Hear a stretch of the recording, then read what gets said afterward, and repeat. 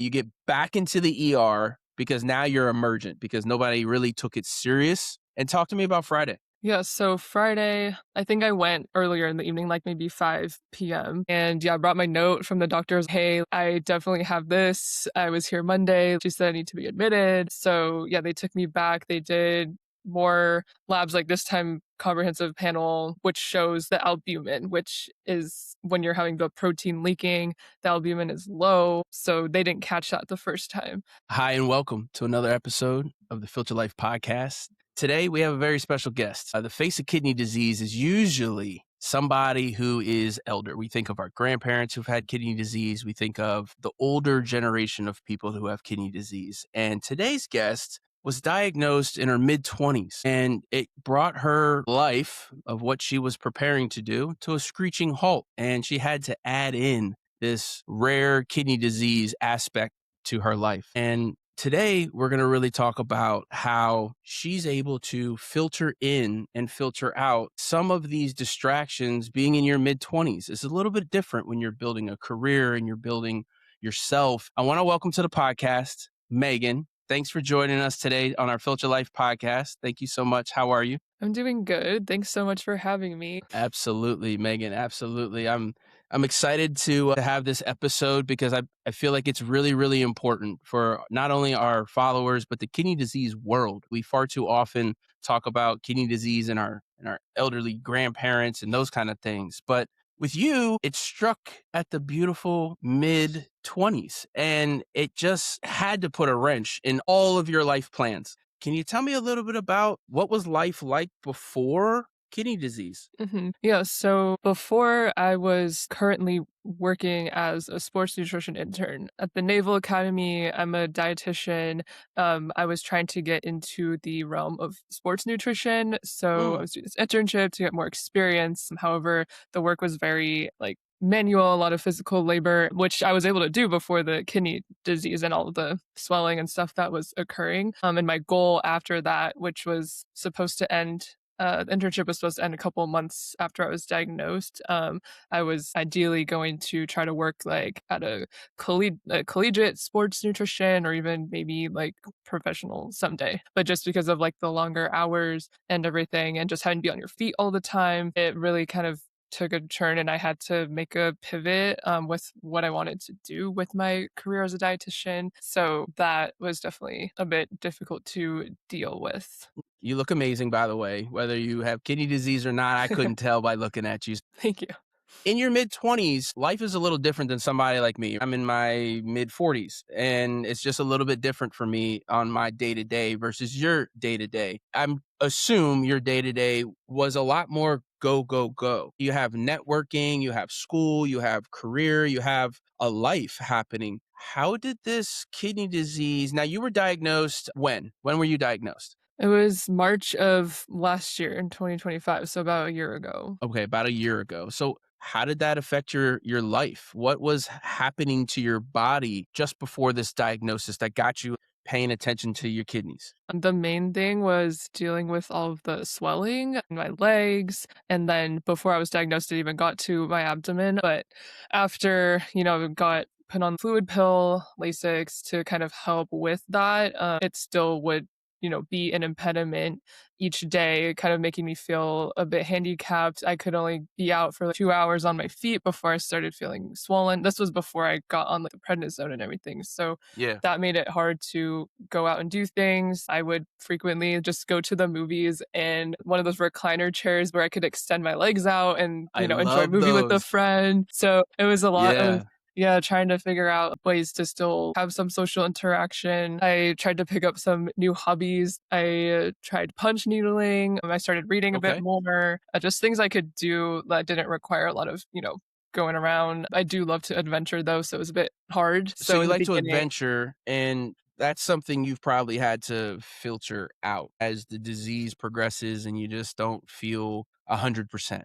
mhm, What kind of toll is that taking on you? Most people your age are just happy-go-lucky. We have yeah, balls of energy, right? You guys are just these mhm. shining balls of energy, and kidney disease enters the body, and then it just slows this down. Did you notice yourself getting progressively tired? Was there, or did this just boom overnight something happen? In the beginning, I had a lot of energy because once I was put on prednisone, making me more energetic and stuff. But then once I was trying to wean off of that, lots of fatigue. I would get home from work and multiple times had to cancel plans in the evening just because I was so tired or I was feeling swollen. I just couldn't physically go out. So that Mm, impacted a lot of social activities. I also, yeah, I mentioned adventuring and stuff. I had to travel and see my friends in different states. I like going to music festivals, which is a lot of standing on your feet. So just it really changed what I was able to do. Traveling on a plane was for a while not recommended due to the swelling or higher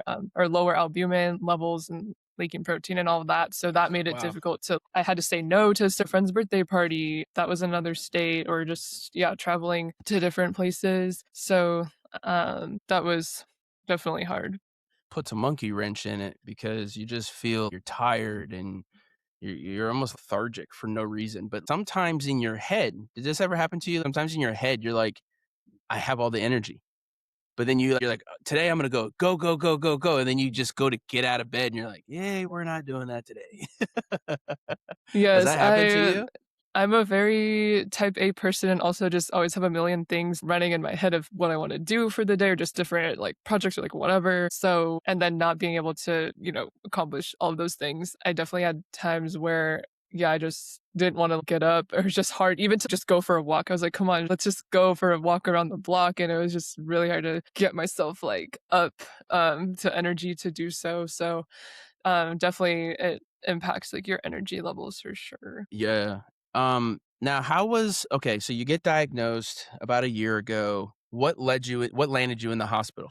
What happened to you that landed you in the hospital? I had the flu leading up to it, and I as soon as I had gotten over those flu, cough, whatever symptoms, I started noticing that in the shower, my thighs were touching, and I was like, "This is weird. Did I just gain muscle from Pilates or the gym?" And then it continued to get worse. I had gone to the doctor, and my weight was up like 7 pounds. I thought it was just my winter clothes and shoes, but that does not weigh 7 pounds. So, yeah, it was mainly the swelling in my legs, and I just couldn't walk normally anymore. So, I went to urgent care, who told me to go to the ER to do an ultrasound and make sure there was no clots. So then, yeah, I had two ER visits. The first one, they kind of discharged me without looking up further, like what was going on. And then I came back later that week. So it was first Monday and then I Whew. came back Friday because it just progressively was gaining So more weight. talk to me about that Monday. So that Monday you go into you're going in, you got the swollen stuff. You're Talk to me about that Monday and how that Hmm. was for you. Yeah. So yeah, it was super late at night. I think it was like 9 p.m. when I decided to last minute go to the urgent care and then to the hospital. Yeah, I had to wait 4 hours. Which I was about to leave. I was about to leave at like 2 a.m. and come back like later in the morning. But finally, they called me back after 4 hours.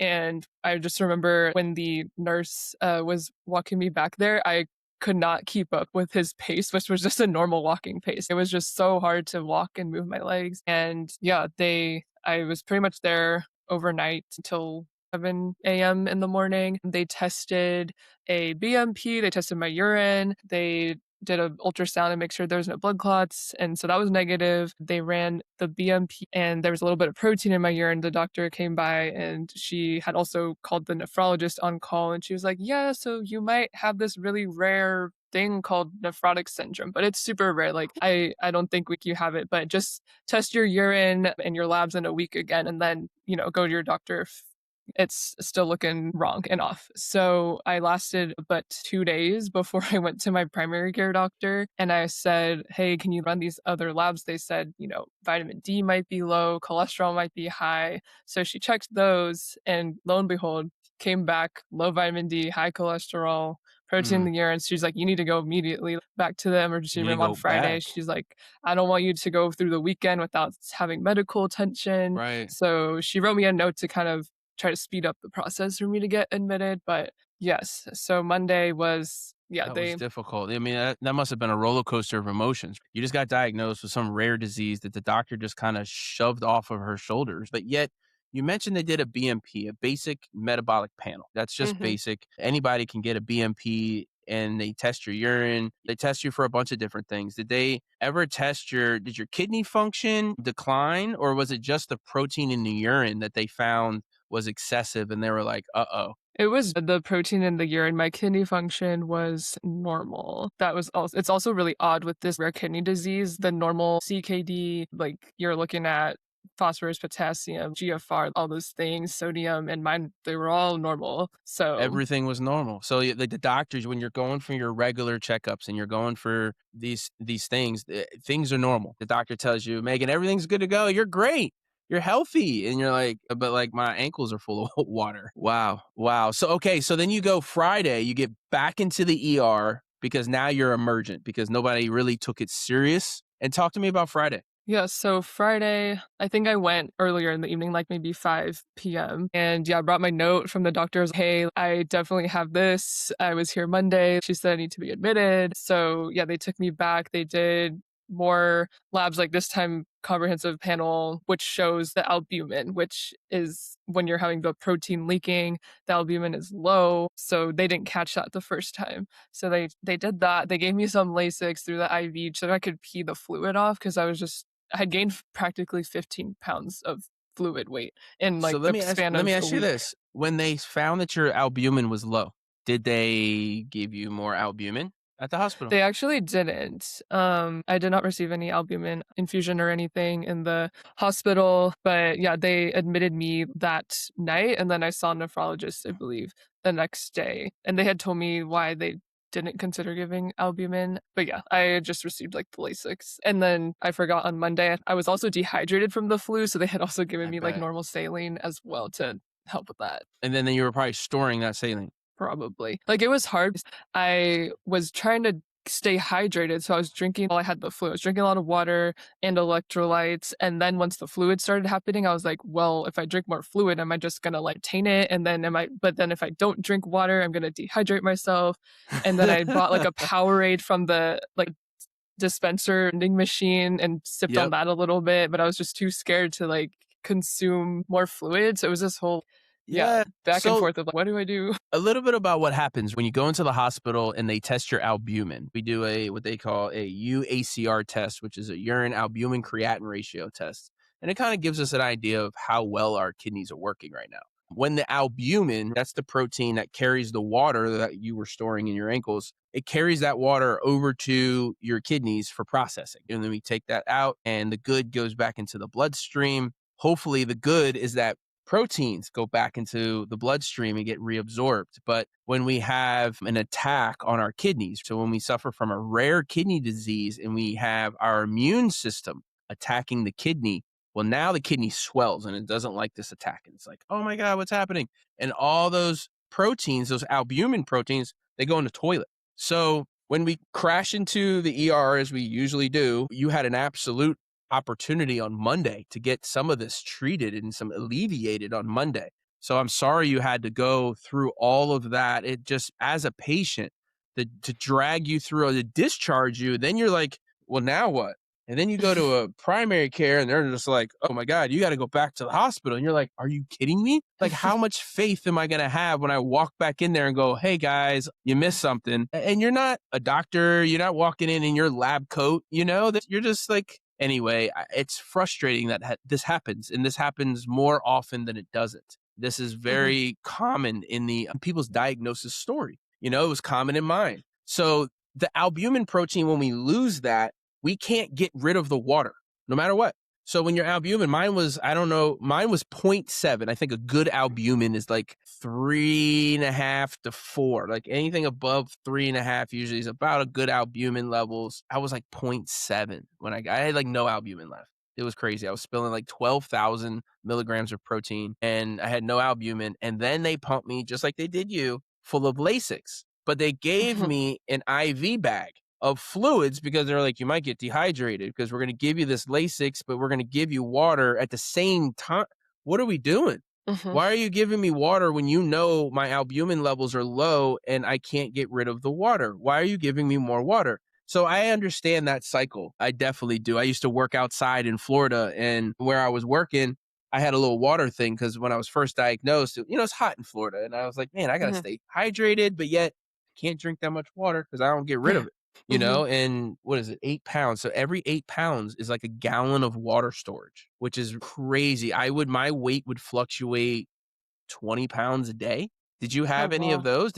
How much was your weight? Did you end up fluctuating pretty often or? Yeah, like, once I was kinda taking the Lasix and stuff before I started on the prednisone for treatment, it would be probably, like, 3 to 4 pounds in a day. If I was just kinda out and about, it would yeah, because you also have that gravity and stuff, like, pulling fluid down. But, yeah, it was definitely I would, like, step on the scale and then see, like, oh, I gained, yeah, like, 3 to 4 pounds in a day, which is kinda crazy. It was kinda crazy. I had a threshold, and it was like every time I reached this threshold, I knew I had to go to the ER and get what we called the trifecta. It was the albumin, it was Lasix, and it was like metolazone, which is like a Lasix booster.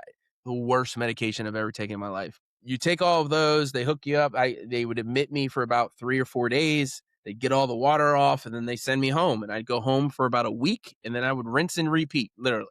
It was like Oh, this wow. until they learned something new. So, wow, that's crazy. You get diagnosed. Now you have your crash incident in the hospital. Life has just been flipped upside down for you. Did they talk to me about when they told you you had minimal change disease and how they explained that to you? So the funny part is that I had a biopsy in the hospital and that came back like inconclusive because it was a poor sample. Like, they didn't get enough glomeruli to do all the tests, but based Mm, on my, like, presentation, on the treatment, my ethnicity, age, sex, all those things, they were like, "Okay, it's, like, very highly likely that it's minimal change disease," versus the FSGS, which is the other, similar, rare kidney disease to what I have. So, yeah, but when they told me about that, I obviously went and started researching a bunch of things like research articles, whatnot. I'm a dietitian, so I really like to read like just the research behind everything and kind of what the treatment is. But I think I had read a little bit into it before they formally were like, you have this. But yeah, it was definitely like very shocking and a big turning point in my life because I already have one autoimmune disease, so adding another one on top of that was just like a lot to I can handle and imagine. just also just medically all the labs and like I was going to lab like every single week, Ugh. almost many appointments with the nephrologist in the beginning. I even got a journal to just write down every day how I was feeling, just to like track Did you everything find that too. helpful? Yes, it was really helpful just to kind of see any patterns or bringing up, what I was experiencing to my nephrologist. But yeah, and then also keeping track of like what doses of medications I'm taking and what medications I'm Because taking and all of that. you Like get this they threw plethora. now that I remember my first appointment with the nephrologist after I was discharged, he threw I think 4 medications at me, one of which I ended up being allergic to, What? lisinopril. So that was also kind of crazy. Tell me about it. How crazy was that? Yeah, so he had told me with the lisinopril, there is a very rare side effect that's common in black males that's like angioedema, which is lip swelling. Mhm. And I took it the first day. The next morning, my lips were a little swollen, but I just thought it was the nephrotic syndrome because you commonly get facial swelling. But then after the second day, it was definitely like more prominent. And I was like, uh oh, like this is not normal. And then my nephrologist was covering in the hospital that weekend. So I wasn't able to reach him. And so I ended up calling CVS pharmacy and I was like, can I speak to a pharmacist? Like, I think I'm allergic to this. Like, do I just cold turkey it? Like, it's only been 2 days. Right. And they were like, yes, immediately stop taking it, never take it again. Like, you're allergic. And I was like, okay. Because the Wow. lisinopril is supposed to help protect like the kidneys. It is for higher blood pressure, but it also has this secondary benefit to protecting your kidneys with the proteinuria. So he had prescribed me that. And I found out I was allergic. So that was kind of Yeah, scary. so they had to probably prescribe you something similar, but on the same lines. Did they end up getting you something different than the lisinopril?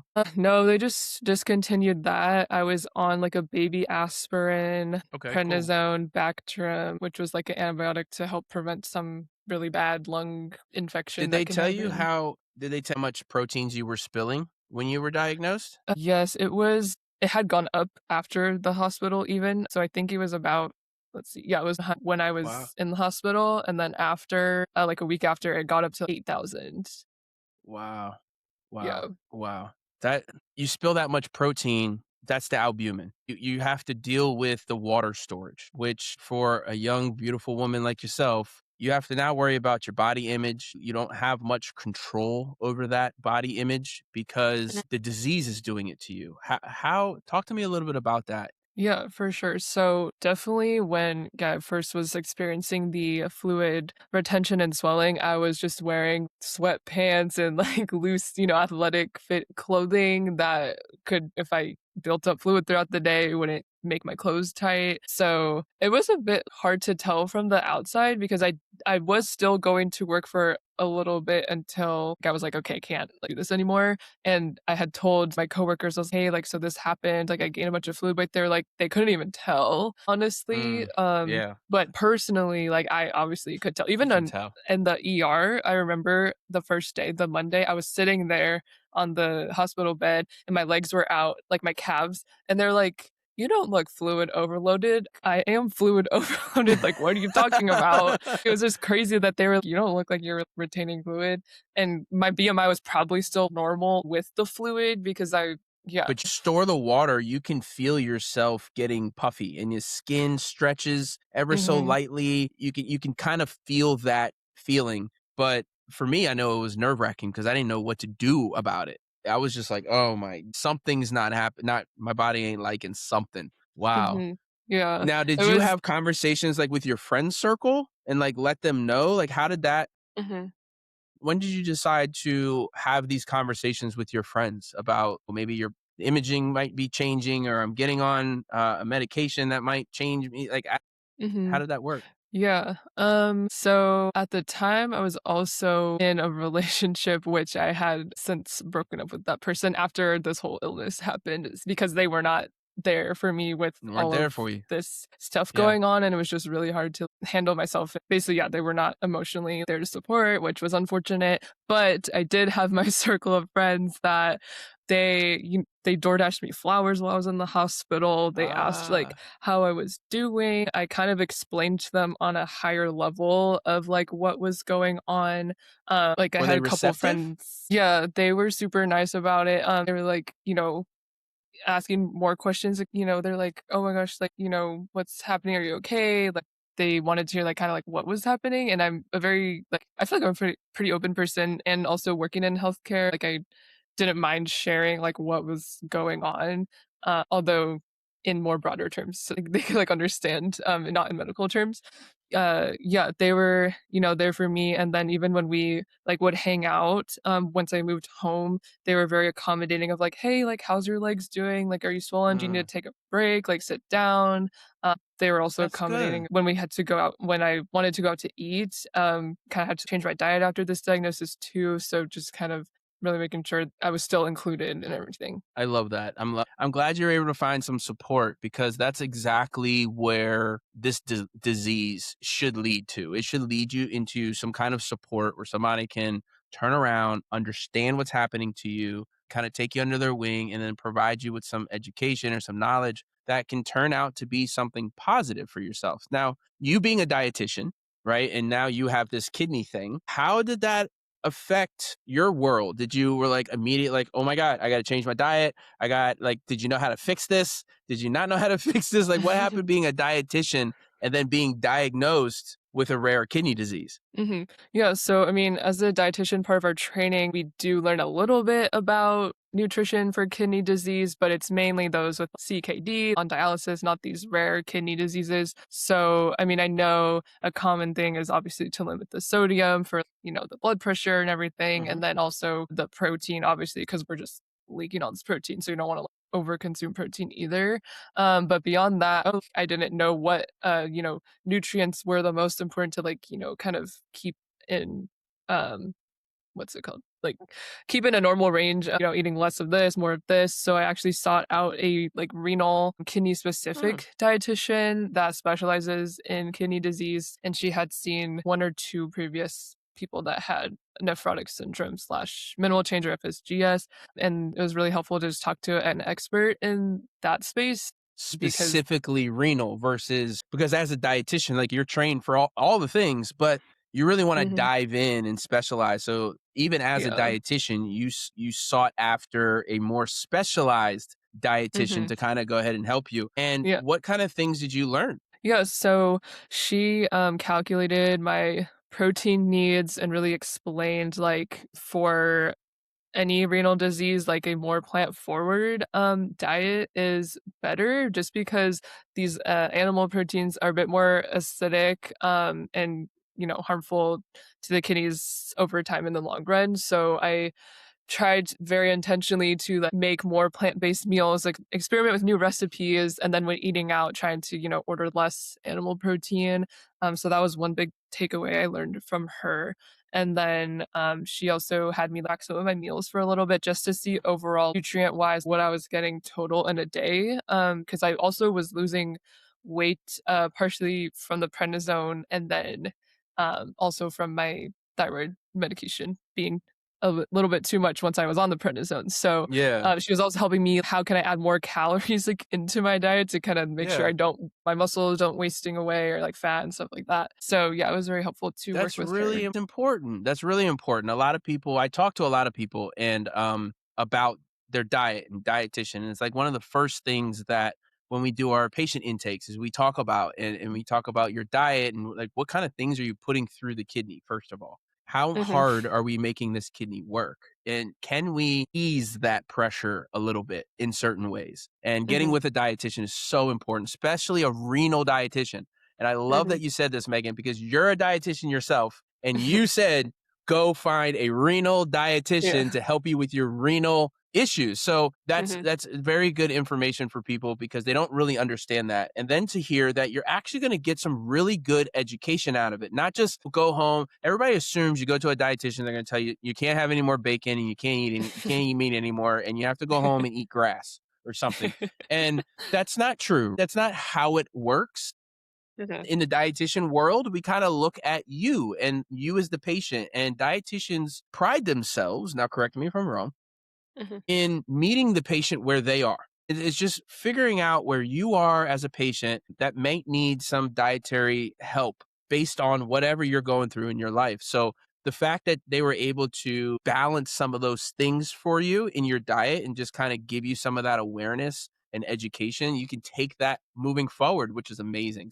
mhm. I really like the fact that you sought after even more professional help because a lot of people don't. A lot of people don't. They either think they know or they think they know somebody or, like, hey, I'm trained. I should know about this. And it's like, there's people that specialize in this kind of stuff. Yeah. So wow, wow. That's amazing. That's amazing. Now, your career as a dietitian, how has the disease affected you as a dietitian and being able to do that work? Yeah, so as I said before, where I was at, like, before the diagnosis was, yeah, a lot of, like, more longer hours, like, physical, like, being on my feet all the time, and yeah, I really wanted to go into the sports space because I grew up playing sports. I love watching sports. I think sports nutrition is Yeah. super cool. But I was like, this probably just that lifestyle is not going to fit my current situation. Yeah. So I ended up like moving home a month early from the internship, like back with my parents. I started working for a telehealth company doing nutrition counseling.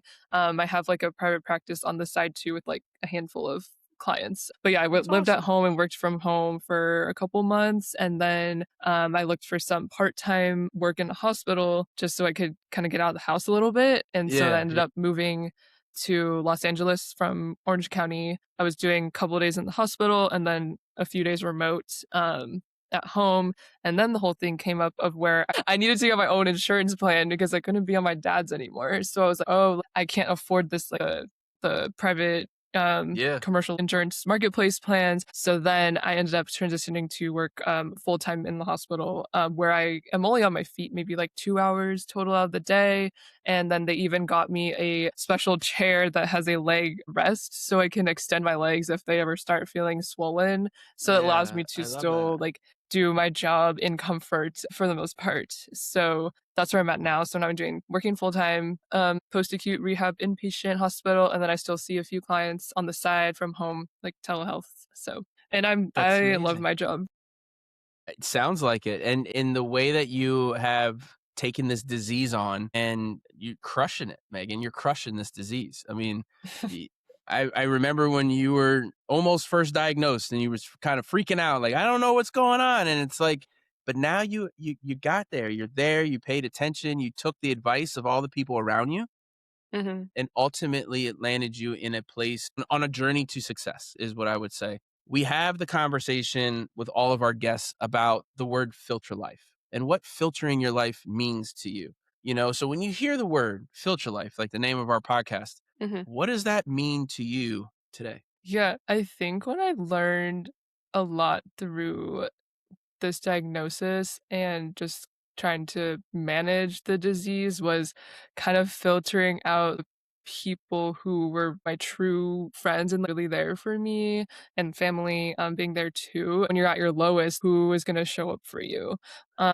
And I mean, I'm a pretty loyal friend and everything to anyone that I'm friends with, but just really kind of seeing, yeah, what relationships were strengthened through this journey and everything, and new friends that I made along the way too. And then meeting you introducing me to other local patients my age. So I think really it was, yeah, a big lesson. And I mentioned the ex as well, like that filtered that out too. Filtered Like that out, it was man. really just Yeah. like relationships, friendships, like, yeah, like that was a But big they're thing so for me. important, especially at your age, Megan. Those relationships form us to what we're going to be when we get older and how we are going to operate in the world when when you're an old person like me.